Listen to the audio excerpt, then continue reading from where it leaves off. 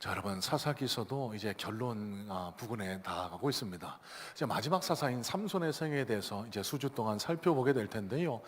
자, 여러분, 삼손의 생애는 13장부터 16장까지 기록이 되어 있습니다. 이 삼손에 관한 기사는 크게 세 단락으로 나눠볼 수 있는데요.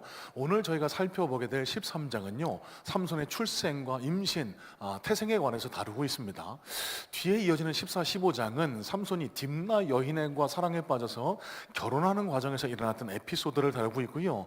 마지막 16장은 그 유명한 들릴라와의 사랑에 빠져 꼬임에 빠져서 머리카락 잘리고 두 눈 뽑히고 모욕당하다가 마지막으로 비참하게 죽게 되는 그런 내용을 그려내고 있습니다.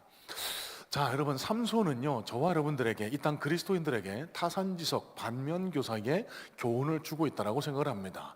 그의 비참한 삶을 통해서 하나님은 분명히 이 땅을 살아나가는 저와 여러분들, 사랑하는 당신의 자녀들에게 꼭 전하기를 원하시는 메시지, 교훈이 있다라고 믿는데요. 자, 여러분, 오늘 말씀 제가 좀 말이 좀 빠르지 않습니까?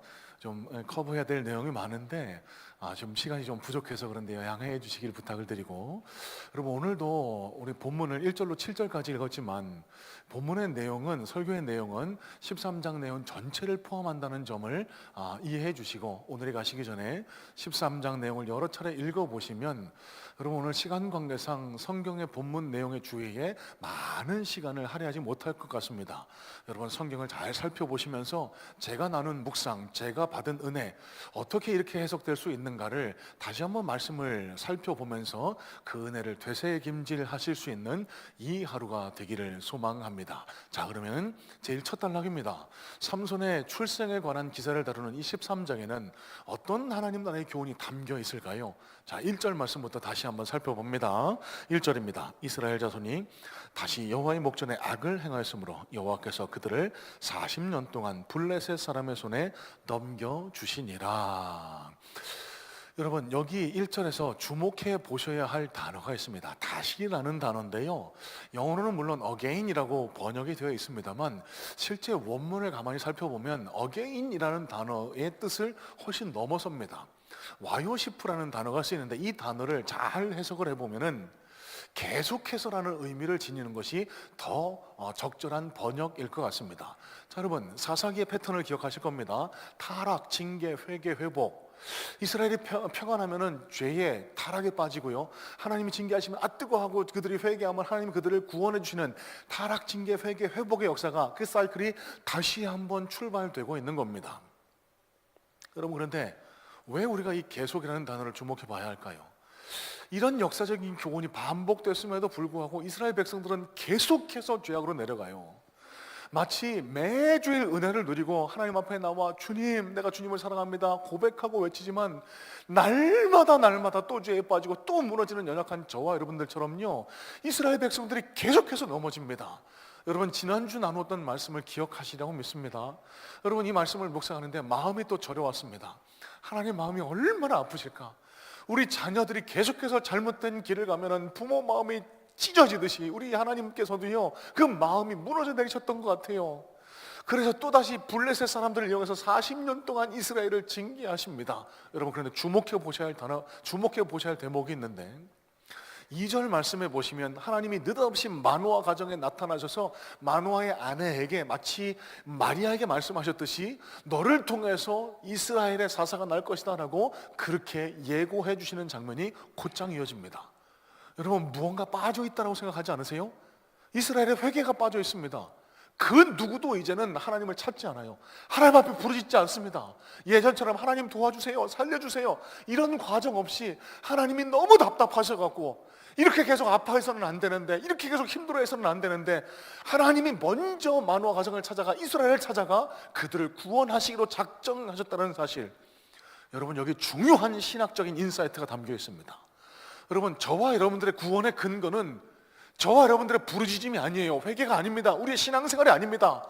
우리는 모두 다 착각합니다. 내가 교회 다녔기 때문에, 내가 교회 나왔기 때문에 내가 그리스도인이 되어 구원받을 수 있다. 전혀 아닙니다. 기독교적인 패러다임은요, 여러분, 우리가 우리 의지로 지금 이 자리에 나와 예배하고 있는 것 같지만 하나님이 우리를 작정해 선택하셨고요, 하나님께서 우리를 주의 자녀 삼아 주셨기 때문에 이 자리에 나와 예배하실 수 있다는 사실, 하나님의 사랑, 하나님의 긍휼이 우리 구원의 근거요, 우리 신앙의 근거라는 점을 여기 사사기 13장 1절 2절 말씀을 통해서 우리는 다시 한번 확인할 수가 있게 됩니다. 자, 여러분 3절로 5절 말씀의 내용은요, 앞서 말씀드린 것처럼 여호와의 사자, 하나님의 천사라고 보실 수 있습니다. 마노아가 아닌 마노아의 아내에게 나타나서 너에게 곧 이스라엘을 구원할 사사가 나올 것이다.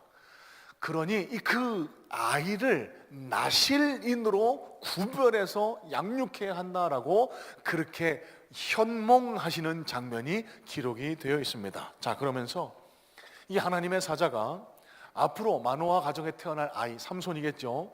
삼손에게 나실인으로서 지켜야 할 세 가지 규례에 대해서 명령하고 계시는데요. 첫째, 포도주와 독주를 입에 대지 말라. 둘째, 머리에 삭도, 그러니까 머리를 깎지 말라는 겁니다.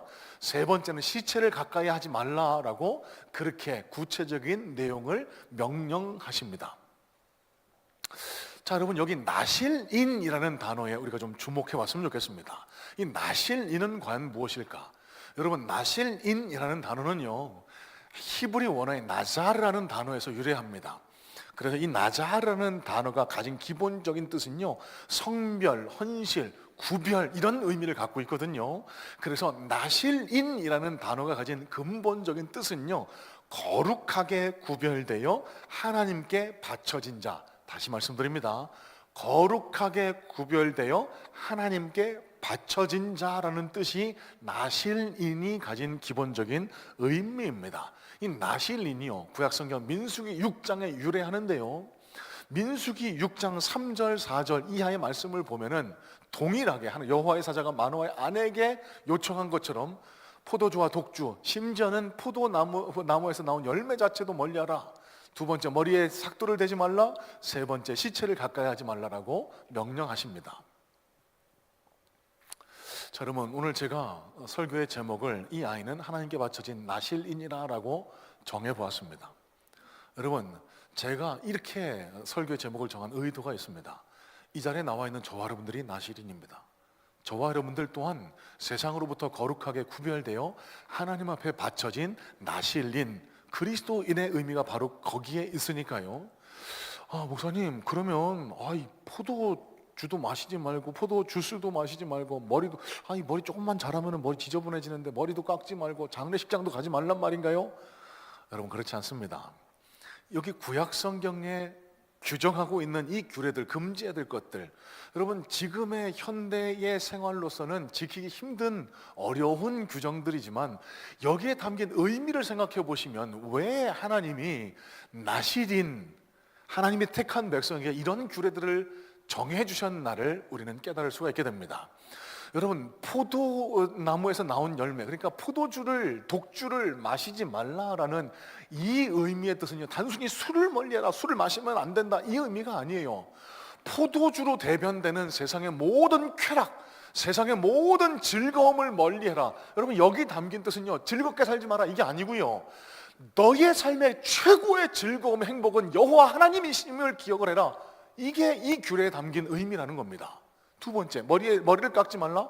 여러분, 유대인들에게 머리라는 의미는 이 머리 위에 하나님이 있다는 의미를 지니고 있다라고 그렇게 해석이 됐습니다. 그러니까 이 머리를 깎지 말라라는 규례, 이 법도에 담긴 의미는요, 여호와의 영광을 위해서 살아라, 하나님이 늘 네 위에 계신다는 것을 자각하며 살아라라는 의미를 가지고 있고요, 시체를 가까이 하지 말라라는 이 규례에 담긴 뜻은요, 너는 구원을 받은 하나님의 자녀니 이제 죄의 싹신, 죄의 결과인 사망과는 관계없는 사람이다, 이런 의미를 담고 있는 규례가 포도주와 독주를 멀리하지 말아라, 머리를 깎지 말라라, 시체를 가까이 하지 말라라는 이 세 가지 규례에 담긴 근본적인 의미라는 거예요. 여러분, 잘 해석해 보셔야 됩니다. 왜 우리가 이 나실인의 규례에 대해서 생각을 해볼 필요가 있을까? 여러분, 이 땅 많은 그리스도인들이 착각하면서 신앙생활을 합니다. 이 세 가지 규례를 지켜야만 내가 구원받는다, 그래야만 내가 그리스도인이다, 그래야만 내가 하나님으로부터 복받을 수 있다. 여러분, 이건 기독교적인 패러다임이 아니라고 지난주에도 힘주어 말씀을 드렸습니다. 여러분, 기독교는요, doing으로 being을 이루는 종교가 전혀 아닙니다. 그러니까 쉽게 말씀드리면 무언가를 행해서 천국, 구원, 복을 이루는 종교, 그건 기독교가 아니라는 거예요. 거꾸로입니다. 종교적, 아니, 이게 논리적인 순서가 거꾸로가 되어 있는 겁니다. 나시린이 되었기 때문에, 우리가 하나님의 자녀가 되었기 때문에, 하나님이 우리를 선택하셨기 때문에 우리는 이런 것들을 기쁨으로 지킬 수 있다. 여러분, 이게 기독교의 패러다임이라는 거예요. 여러분, 그런데 일부 신앙생활 하시는 분들 보면은요, 신앙생활 너무 어렵게 하세요. 힘들게 하십니다. 교회 다니면 술 먹지 말라 그러네. 아마도 오늘 본문 말씀을 읽으시면서 교회 좀 다녀보신 분들은 오늘 목사님이 술을 멀리하라, 술 먹지 말아야 된다, 그런 설교 하시겠구나. 내가 좀 몰래 먹고 있었는데 오늘 좀 찔리겠는데, 그렇게 생각하고 계신 분들 혹 계실지 모르겠습니다. 여러분, 제가 나누고자 하는 말씀의 맥락은 이와 전혀 다릅니다. 아니, 그렇다고 해서 술 드시라고 권장하는 건 전혀 아니고요.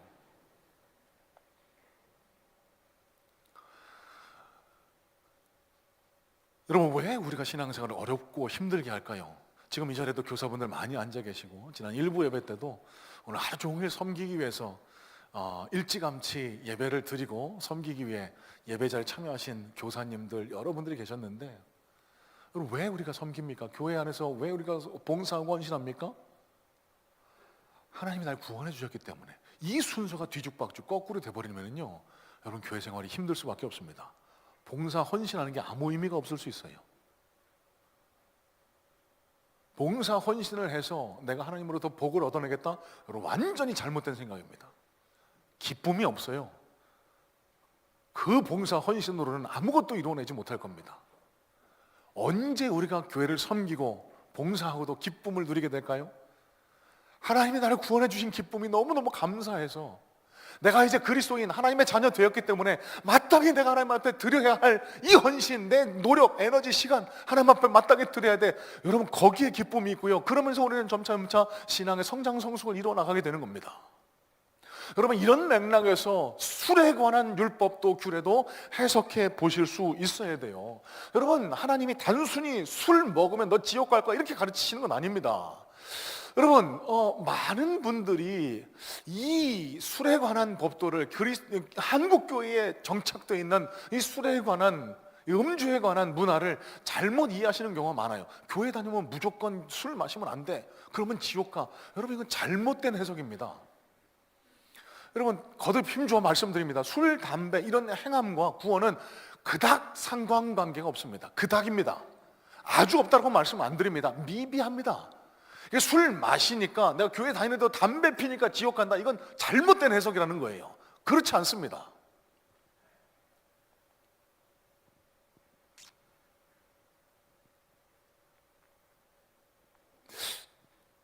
제 오래된 친구 하나가 얼마 전에 저에게 전화를 걸어왔습니다.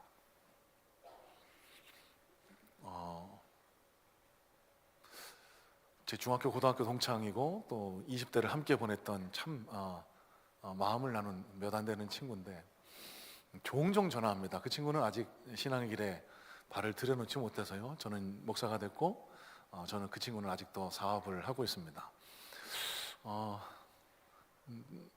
중고등학교를 같이 나와서 이제 20대 시절에 참 즐겁게 같이 시간을 많이 보냈습니다. 뭐 하면서요? 제 가장 오래된, 가장 가까운 술친구입니다.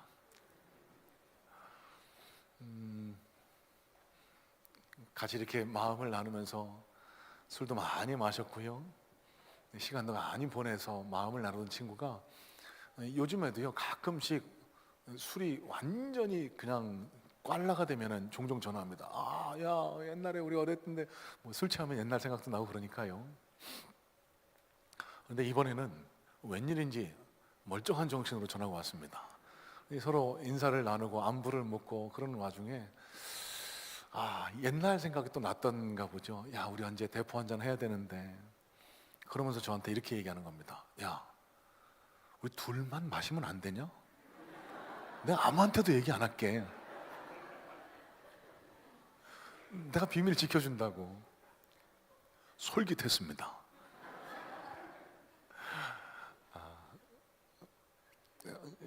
제가 역으로 제안한 게 있습니다. 네가 교회 다니면, 교회 나오면, 신앙생활 시작하면 내가 진지하게 한번 생각해 볼게. 정말입니다. 여러분, 그 친구가 정말 예수 믿어서 구원 받을 수 있다면 저는 제가 어떤 제약도 걸림돌도 없다라고 생각을 해요. 물론 조심하겠죠. 세상에 비밀이 어디 있습니까? 둘만 먹다가 누군가 보면은 목사님 술 먹었네. 저 교회는 이상하네. 그럼 제가 아마 직업을 잃을 수도 있기 때문에 굉장히 조심스러울 것 같긴 합니다. 여러분, 제가 지금 무슨 말씀 드릴까요? 그리스도인의 행위의 본질이요, 우리가 무언가를 지켜서 칭찬받고 무언가를 얻어내는 것, 여러분, 이건 잘못된 해석이고 잘못된 생각이라는 겁니다. 모든 율법에서, 기독교의 율법의 해석은요, 사랑의 영혼 구원에 근거할 수 있어야 합니다. 여러분, 술에 관한 가장 적절한 답변이, 성경적인 해답은 고린도전서 9장을 통해서 우리가 찾아볼 수 있습니다. 고린도전서 9장 19절 그리고 22절 말씀에 이런 말씀이 기록되는데요, 한번 잘 들어보세요. 내가 모든 사람에게서 자유로우나 스스로 모든 사람에게 종이 된 것은 더 많은 사람을 얻고자 함이라. 22절입니다. 내가 여러 사람에게 여러 모습이 된 것은 아무쪼록 몇 사람이라도 구원하고자 함이니. 여러분, 고린도전서 9장의 이 내용은요, 이방에게 바쳐진 제사 음식을 먹느냐 마느냐 갖고 교회 안에서 갈등과 다툼이 일어났을 때 사도 바울이 제시해 준 해답인 거예요. 여러분, 이 기준으로 우리는 어떻게 생활해야 하는 것을 우리가 그 기준을 세워볼 수가 있습니다. 여러분, 목사인 제가 왜 술, 담배를 멀리합니까? 한국 사회에 뿌리 깊이 박혀있는 문화가 있습니다. 기독교인은, 특별히 목사는 술, 담배를 멀리한다, 정결하게 살아가려고 노력한다. 그 기대에 못 미치는 생활을 했을 때 제가 여러분 앞에서 어떤 말을 하더라도 여러분 믿으시겠습니까? 안 믿으실 거잖아요. 물론 지금도 안 믿으시지만, 여러분, 그 잘못을 회피하기 위해서, 저는 정결한 생활을 하기 위해서 그래도 넘어지지 않기 위해서 노력을 하는 겁니다. 제 실족한 모습 때문에 누군가가 넘어지면 그거 하나님이 싫어하시니까, 하나님 마음 아프게 하시는 거니까, 제가 영혼 구원과 아무 관계도 없는 이런 율법들을 왜 지켜나갈까요? 여러분, 제가 설교할 때 그 설교가 사람의 말이 아니라 하나님의 음성으로 들리는 그런 효과를, 그런 능력을 기대하기 위해서인 겁니다. 영혼 구원을 위해서요. 여러분, 이런 맥락에서 술 취하지 말라라는 의미를 잘 이해하실 수 있어야 합니다. 여러분, 그리스도인들은 한국교회 그리스도인들을 술을 멀리하는 것을 아주 당연시하게 여깁니다. 하지만 이거를 너무 기계적으로, 너무 율법적으로 해석하기 때문에 자주 넘어지면서 스스로를 자책하죠. 그러면서 정죄감에 빠집니다. 여러분, 그런 게 아니에요. 에베소서 5장 18절에 이런 말씀이 기록됩니다. 술 취하지 말라. 이는 방탕한 것이니 오직 성령으로 충만함을 받으라. 영어 성경에는 이렇게 번역이 되어 있습니다. Do not get drunk on wine, which lead to debauchery. Instead, be filled with the Spirit. 여러분, 이게 무슨 뜻인 줄 아세요? debauchery, 방탕함. 여러분, 이 방탕한 것의 헬라 원어의 뜻이요, 아소티아라는 단어로 기록이 되는데요, 이 단어가 가진 근본적인 의미가 방탕, 거칠고 무질서한 생활을 의미합니다. 왜 성경은 술 취하지 말고 성령에 취하라고 했을까?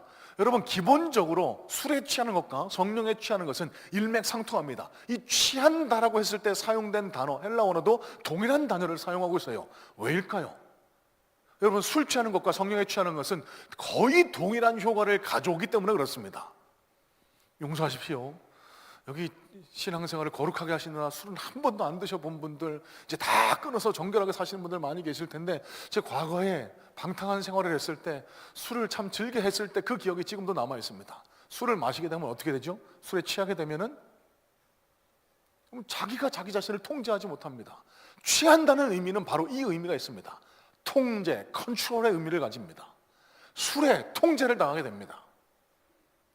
여러분, 그럼 술에 통제를 당하게 되면 그 결과, 어떤 결과가 나타납니까? 여러분, 물론 제가 경험한 게 다라고 말씀드리진 않겠습니다만, 여러분, 술의 통제를 받으면 나타나는 결과는 명확하합니다. 어떤 결과가 나타나나요? 숨겨져 있던 내 이기심이 폭발합니다. 숨겨져 있던 내 탐욕이 폭발합니다. 그래서 곧장 죄로 이어지는 것. 여러분, 이게 술이 가진 결과입니다. 반대로 성령에 충만해 보세요. 어떤 결과가 일어나죠? 여러분, 성령에 충만하게 되면은요, 예수님에게 컨트롤 받아요. 예수님이 저를 컨트롤해요. 술에 취하면 쿡 찔러면 막 욕설이 막 튀어나오듯이요, 성령에 취하면 쿡 찔러면 예 아멘, 쿡 찔러면 아 예수. 여러분, 이게 성령에 취하는 겁니다.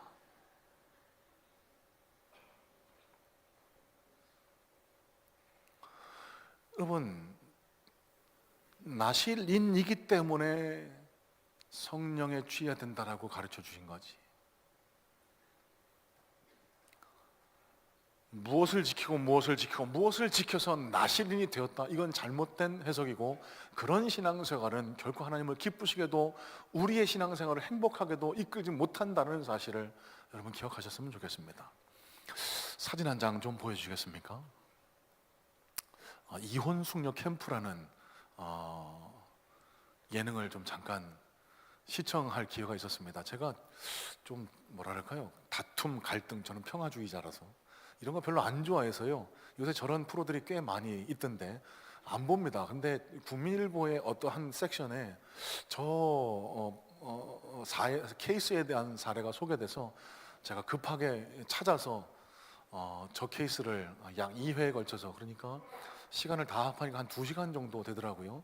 좀 보게 되는 그런 경험을 하게 됐습니다. 이혼 숙녀 캠프의 기본적인 포맷은 이겁니다. 이혼을 앞두고 있는 이 부부간의 갈등 때문에 헤어지려고 마음먹고 있는 두 부부를 불러다가 서로의 고민을 나누고 상담하고 치유해서 좀 갈등을 화해할 수 있도록 중재하는 그런 목적이 이혼 숙녀 캠프로 저는 이해를 했습니다.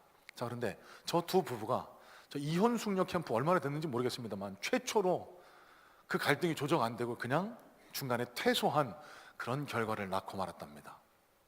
더 놀라운 것은 제가 왜 저 프로그램에 관심을 갖게 됐나, 저 부부가 목사 부부라는 겁니다. 저 남편분이 목사님이고 그 아내분은 자연스럽게 사모님이 되겠죠.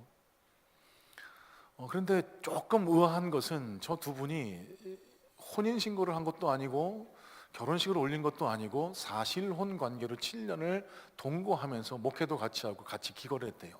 중간에 2번의 고비가 있었답니다. 결혼식을 계획을 했다가 파혼, 서로 헤어졌다가 다시 만나고 파혼했다가 또 다시 만나고.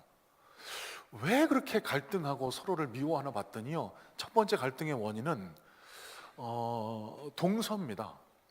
그러니까 남편의 동생의 아내, 이 동서가 이 남편과 자기 사이를, 그리고 시어머니와 나 사이를 이간질한다고 그러면서 그 동서를 욕을 하고 비난하는데요, 차마 입에다 사모가 아니라 그리스도인이라고 생각하기조차 힘들 정도로 막 험한 욕설을 내뱉습니다. 방송에서요. 무슨 진짜 막 여기서 하기는 적절하진 않은 것 같고 깜짝 놀랐습니다. 어떻게 저러지? 그러면서 저 목사님과 싸우는데 아마 동갑인가 봐요. 그러면서 남편 목사님을 와 진짜 뭐 완전히 그냥 인격을 말살합니다. 말로요. 제가 국민일보에서 봤던 내용은 이겁니다. 위기의 목회자 가정. 국민일보의 그 칼럼은 이 목회자 가정에도 갈등이 있고 그것 때문에 성도들 앞에 드러내지 못하는 갈등 때문에 많이 속으로 곪고 있다, 거기에 초점을 맞췄던 것 같아요. 여러분 오해하지 마세요. 저희 부부는 저런 문제 없습니다. 근데 저는 다른 관점에서 저 부부의 갈등을 바라보고 해석하며 마음이 많이 저려왔습니다.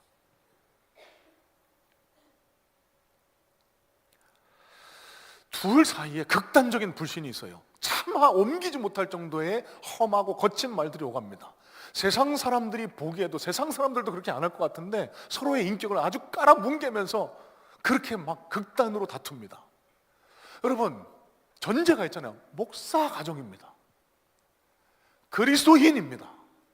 세상 사람들보다 더해요. 그러면서요, 저 아내가 남편을 의심하는 겁니다. 목사님을 의심해요. 그렇게 동서를 감싸는 거 보니까 저 어린 여자라고 그 동서랑 뭐 있는 거 아니야? 불륜 관계라고 그렇게 자꾸 몰아갑니다. 그러면서 친자 확인, 세 조카가 있는데 그 조카 중 한 명은 네 애일 거라고, 그러면서 친자 확인해달라고 이렇게 요구까지 합니다. 했어요. 근데 아니래요. 못 믿는 겁니다. 그래도요. 그러면서 갈등으로 치닫습니다. 근데 목사님도 그 갈등을 잘 조정을 못해요. 자기 입장만 얘기합니다.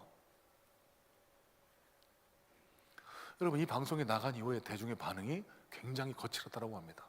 저게 무슨 목회자 가정이냐, 콩가루 집안이다. 여러분, 제 마음이 아팠던 첫 번째 이유가, 안 그래도 지금 그리스도인들을 바라보는 시선이 싸늘한데, 목사를 바라보는 시선이 차가운데 왜 굳이 저렇게까지 해야 했을까?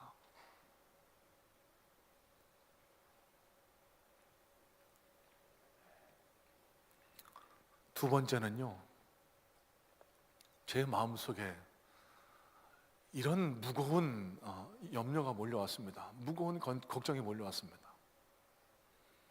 저 둘을 상담하는 거예요. 목사님, 사모님 따로 불러서 상담하는 다음 사진이요. 어떤 한 상담학 교수가 상담을 하다가 이렇게 얘기를 합니다. 당신 목사님이잖아요. 당신 크리스천이잖아요. 그런데 왜 하나님이 없는 것처럼 살아요? 저 질문이 저를 많이 찔러왔습니다. 세상 사람들이 아마 교회를, 목사를, 그리스도인을 바라보는 시선이 바로 저 시선이 아닐까. 당신 크리스천이잖아요. 그런데 왜 하나님이 없는 것처럼 살아요?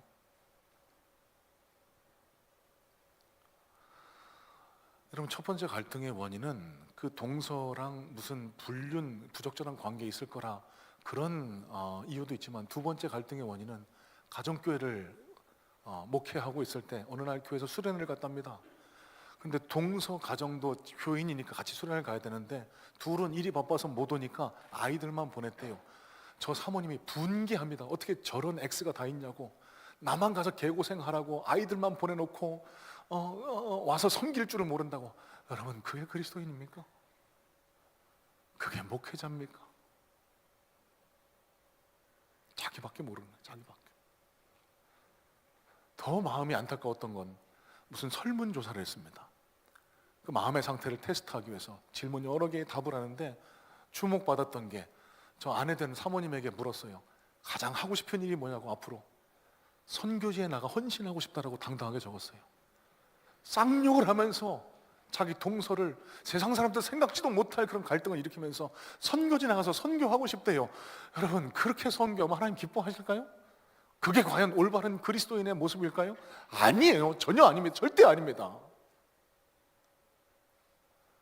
여러분, 제가 마음 아팠던 게 이겁니다. 저분들은 착각하고 있는 것 같아요. 저분들은 착각하고 내가 뭘 해서 뭘 이루겠다라고. 아니요, 아닙니다. 그리스도인 됐다라는 사실을 이해하지 못하고 자각하지 못하기 때문에 저런 모습이 드러나는 것 같아서 마음이 많이 아파왔습니다. 여러분, 이런 말씀까지는 안 드리려고 했는데 좀 놀라웠던 게, 제가 끝까지 봤던 이유가 있습니다. 앞서 봤던 목사님의 아내 되는 사모님, 예전에 저희 교회 출석했던 청년이었습니다. 기억하시는 분 혹 계실 줄 모르겠습니다. 영어 학원을 운영하고 있었던 청년 하나인데 저도 한 1년 동안 같이 생활했거든요. 제가 이 교회 와서 청년 사역 할 때요. 그때도 조금 성격이 좀 과도하게 쾌활하고 약간 좀 범상치 않다라고는 느꼈는데, 여기 나와서 자기 주장을 하는 모습 보니까 예전보다 손톱만큼도 안 변했습니다. 손톱만큼도 안 변했습니다. 저는 그게 마음이 무너져 내리는 겁니다. 여러분, 용서하십시오. 목사가 언제 가장 무너져 내리는 줄 아세요? 주일날 보여야 될 성도님이 안 보이고 헌금 숫자가 줄어서 마음 무너져 내리는, 저는 거의 없습니다. 제일 마음이 무너져 내리는 때는 오랫동안 말씀을 나누고 마음을 나누고 예수님을 나눴는데 어느 순간 보니까 손톱만큼도 안 변해 있는 그 모습을 보면 제 삶의 의미가 와르르 무너져 내립니다. 나 지금 뭐 하고 있는 거지? 내가 뭐 때문에 지금 설교를 준비하고 설교를 하고 있고 목이 터져라 찬양하고 기도를 인도하는 거지? 이렇게 신앙생활 한다면 계속 이어가면 내 삶은 무슨 의미를 지니는 거지? 여러분, 왜 그럴까요? 무언가를 하는 것으로 내 신앙생활에 의무를 다했다고 생각하는 잘못된 그 신앙의 도식 때문에 그렇습니다. 여러분, 사람 안 변한다고? 변합니다. 변해요. 제가 굳게 믿습니다. 왜요? 여러분, 아무것도 안 변할 것 같은 고래심줄 같은 저도 조금 변해요. 제가 제 자신을 바라보면서 얼마나 깜짝깜짝 놀라는지 모릅니다. 예전에는 안 그랬는데 변해요. 자꾸 변해갑니다. 여러분, 그러면서 정말 행복감을 느낍니다. 재미를 느낍니다. 여러분, 그래서 제가 힘주어 말씀드릴 수 있습니다. 예수 그리스도가 내 안에 살아 계시면은요, 반드시 변합니다. 예수를 믿은 지 10년, 20년, 30년 아무것도 변화가 없지. 예수 잘못 믿는 거라고 말씀드리잖아요. 여러분, 그러면 우리는 어떻게 해야 될까요? 쉽지 않습니다. 예수 믿어서 변한다? 결코 쉽지 않아요. 왜 우리가 변할 수 있는 그 근본 의미를 생각해 보실 수 있어야 합니다. 왜요? 우리는 나시린이기 때문에 그렇습니다. 예수 그리스도가 우리를 위해서 모든 것을 희생해 주셨어요. 제가 이렇게 살아갈 수 있는 이유 하나도, 제가 오늘도 이렇게 힘줘서 설교할 수 있는 이유 하나도, 제가 오늘도 그리스도인으로 살아갈 수 있는 그 단 하나의 근거는 예수님이 내 안에 계시니까요. 예수님이 날 사랑하신대요. 예수님이 날 위해 십자가 져주셨대요. 그래서 제가 나시린 그리스도인 된 겁니다. 그렇기 때문에 저는 오늘보다 내일, 어제보다 오늘 조금이라도 나은 목사가 되려고 계속 노력해 나갈 겁니다. 여러분, 제 평생의 소원, 기도의 제목이 뭔 줄 아세요? 주님, 예수님, 제가 죽을 때 예수님 제일 사랑하게 도와주세요. 여러분, 제 삶의 의미는 그걸로 충분할 것 같습니다. 여러분, 그런데 이 땅에 많은 그리스도인들이요, 그냥 교회 오래 다니면 직분이 올라가면 내가 이제 장로 되면 그게 다인 줄 알아요. 아니요, 안 그렇습니다. 여러분 기억하세요. 저와 여러분들은 구별받은 나신입니다. 그 구원의 은혜, 감사, 감격해서 세상과는 다른 삶을 살아내려는 것, 여러분 이게 올바른 그리스도인의 삶의 모습인 거예요.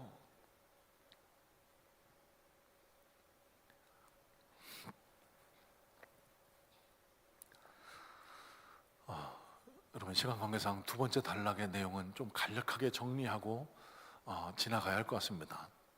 저 8절로 뒤에 마지막 절까지 이어지는 내용은요, 하나님의 사자가 마노아라는 인물과 씨름하는 내용의 그런 모습을 담고 있습니다. 마노아가 시기 질투한 겁니다. 보통 통상적으로 이 유대 시대에는 가정의 대표가 남편 마노아여야 되는데, 이름도 적혀있지 않은 마노아의 아내에게 나타나셔서 하나님 현몽하세요. 그에게 말씀을 가르치세요. 그게 서운했던 겁니다. 그래서 여호와의 사자가 다시 오거든 나를 불러달라고 해서 다시 나타났더니 그에게 찾아가서 이름이 뭐냐고 묻습니다. 안 알려줍니다. 여러분, 그 이름을 안 알려준 이유가, 여러분 제가 해석한 내용만 말씀드릴게요. 너는 지금의 상태로는 말해줘도 모른다는 겁니다. 너의 그 어두컴컴한 영적인 상태로는 내가 너에게 응답을 들려줘도, 하나님 말씀을 들려줘도 모른다는 겁니다. 이 영적으로 어두컴컴했던 마노아라는 인물이요, 이런 겁니다. 쉽게 말씀드리면, 내가 열심히 기도하는데, 내가 장로인데, 내가 목사인데, 내 신앙생활도 잘 안 하는 그냥 초신자, 그냥 목원 하나한테 나타나서 하나님이 말씀하셨다. 이게 너무 막 하나님한테 서운해. 하나님 어떻게 이럴 수 있어요? 하나님 나에게도 알려주세요. 너의 지금의 영적 상태로는 내가 알려줘도 모른다. 이렇게 하나님의 사자가 대답을 했던 겁니다. 다른 방법도 써요. 내가 제사를 드릴 테니까 조금만 기다려주세요. 그것도 안 받으십니다. 하나님을 제사해라. 그러고 났더니요, 여호와의 제사를 드리고 나니까 그 여호와의 사자, 천사입니다. 그 연기처럼 호련히 올라갑니다. 그제서야 마노아가 큰일 났다. 하나님의 천사를 봤으니까 이제 죽게 생겼다. 여러분, 율법적인 지식은 풍부합니다. 성경적인 지식은 풍부해요. 왜요? 이 당시 유대 시대만 해도 하나님의 현신, 천사를 보면 죽는다라고 알고 있었기 때문에 지식은 풍성했습니다. 그런데 영적으로는 어두웠던 거예요. 마노아의 아내가 이렇게 설득을 합니다. 저 뒤에 있는 23절인데요. 여보, 하나님이 우리를 죽이려고 하셨으면 이런 방식으로는 안 하셨을 거야. 그러니까 너무 두려워하지 말고 하나님이 원하시는 뜻이 무엇을 원하시는지 우리 한번 생각해 보세요. 여러분, 이 장면에서 영적으로 민감했던, 하나님과 가까웠던 사람은 누굽니까? 성경적 지식이 있었던 마노아가 아니고요, 하나님의 마음을 이해하고 알았던 마노아의 아내입니다. 여러분, 제가 왜 이 말씀을 드릴까요? 사도행전 13장에 나타나 있는 근본적인 핵심 교훈은 뭘까요? 왜 우리가 행복하게 신앙생활하지 못할까? 왜 우리가 그 종교적인 율법 형식에 얽매여서 자꾸만 나를 옥물과 매고, 술 마시면 자꾸 무너지고, 난 지옥 갈 거야, 이런 잘못된 신앙, 자기를 비관하는 이런 신앙으로 빠져들어갈까? 영적으로 민감하지 않아서 그렇습니다. 영적으로 어두워지면 이렇게 될 수밖에 없습니다. 여러분, 이건 하나님이 원하시는 신앙의 모습이 아니에요. 의무적으로 주일 예배에 참석하고, 의무적으로 봉사하고 헌신하고, 내가 목사니까, 내가 장로니까, 내가 그래도 목자니까, 여러분, 이런 억지로 하는 신앙의 모습, 영적인 민감성을 떨어뜨리는 종교적인 올가미가 될 수 있습니다.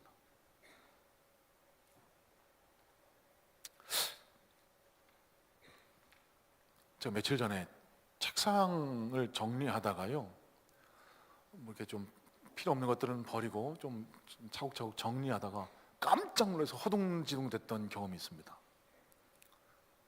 왜냐하면은 뭐 어디 해외 여행을 가거나 좀 남겨온 달러들을 한 봉투에 넣어서 어디 보관하고 있었는데 그 달러 봉투가 보이질 않는 거예요. 큰일 났다. 어이씨, 요새 환율도 올라서 요새 비싼데 이거 꽤 돈이 되는, 이거 어디 갔지? 이거 어디 갔지? 한참을 찾았습니다. 마음이 막 덜컥 내려오더라고요. 그렇다고 제가 무슨 뭐 몇만 불 그런 건 아니고요. 결국 여러분 안심하여 찾았습니다. 어떤 마트간 서류 사이에 갈피에 끼어져 있더라고요. 말씀을 준비하고 있을 때니까 갑자기 제 마음에 꽝 하고 어떤 깨달음이 왔습니다. 내가 목사인데 내가 이 돈을 잃어버려서 마음이 덜컥 내려앉고 불안하는 것만큼 예수님과의 관계가 단절됐을 때도 나는 이렇게 반응하고 있을까? 나는 목사로서 예수님과의 관계에 이렇게 민감하게 반응하고 있나? 여러분 정말 죄송한 말씀인데요, 저에게 딱 5분만 더 주시겠습니까? 제가 이제 시간 약속을 잘 어기지 않는 그런 목사가 되고 싶기를 소망하는데 오늘만큼은 좀 5분만 좀 여러분 시간을 좀 뺏었으면 좋겠습니다. 저희 교회 소년부를 담당하시는 유찬진 목사님이 계십니다. 지난주에 목사님이 되셨어요. 안수를 받으셨어요. 제가 뭐 여러 가지 이유 때문에 목사 안수식을 하는데 가보지는 못할 것 같아서 안수 받으시기 전에 제 방에 불러서 이야기를 나눴습니다. 그러면서 준비한 선물, 약간 소정의 봉투를 전달을 했습니다. 잘 받으라고. 나 안수 받을 때 정말 은혜가 많았는데 당신한테도 그런 은혜가 꼭 있기를 내가 기도할 거라고. 그러면서 지나가는 말로 물었습니다. 아마 비용이 좀 들 텐데 얼마 내야 합니까? 라고 물었더니 용서하십시오, 150만 원을 그 노회 측에서 요구를 했더라고. 깜짝 놀랐습니다. 뭐 이렇게 많이 달라고 그러냐고.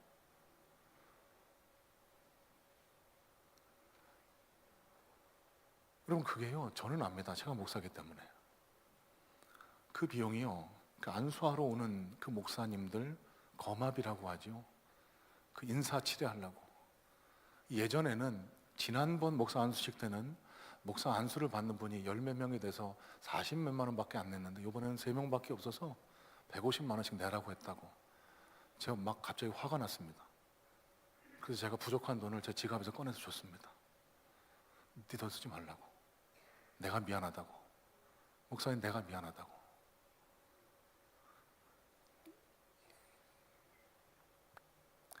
그런 생각이 드는 겁니다. 거꾸로 좀 살 수 없을까?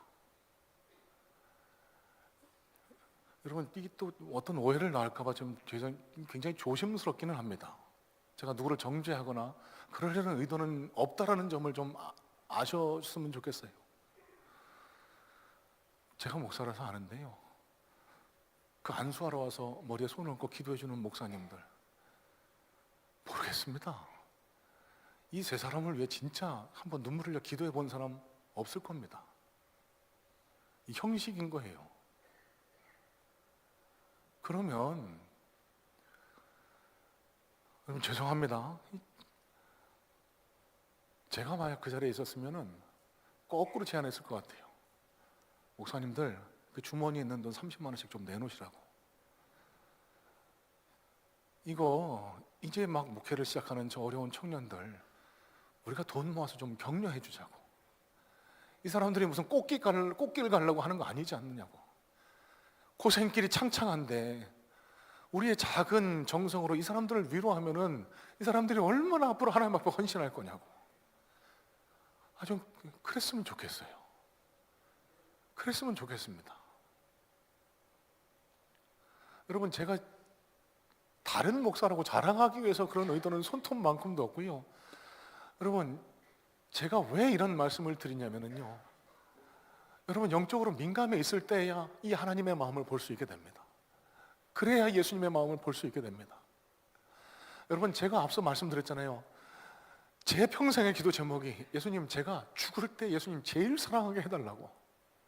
여러분 이 기도의 제목의 다른 의미는요, 제가 영적으로 예수님과 멀어지지 않게 해달라는 제 절박함, 간절함이 달려 있습니다. 왜요? 이 목사님들이 영적으로 어두워져 있는 시대가 적어도 제 눈에는 보이니까요. 그러지 않았으면 좋겠다는 소망이 제 마음에 아직 남아 있으니까요. 제가 목사 친구가 없어도 괜찮아요. 제가 어디 가서 이름 날리지 못하고 어디 가서 초청 받지 못해도 괜찮습니다. 저는요, 그거보다 더 중요하고 더 소중한 게 예수님과 더 가까이 하는 것, 예수님의 마음을 알아드리는 것, 그래서 예수님의 마음을 여기 앉아 함께 신앙생활하는 여러분들에게 전달해 드리는 것, 여러분 그게 제 삶의 의미이자 소망이라고 생각을 합니다. 여러분, 저는 정말 마음 다해 소망합니다. 함께 신앙생활하는 우리 성문의 성도님들이요, 그냥 율법적이고 형식적이고 종교적으로 몸만 왔다 갔다 그냥 재미없이 그냥 억지로 신앙생활하는 분 한 번도 안 계셨으면 좋겠습니다. 여러분, 제가 진짜 마음 다해 말씀드립니다. 예수 믿는 거 얼마나 행복한지 몰라요. 얼마나 즐거운지 모릅니다. 얼마나 좋은 일인데요.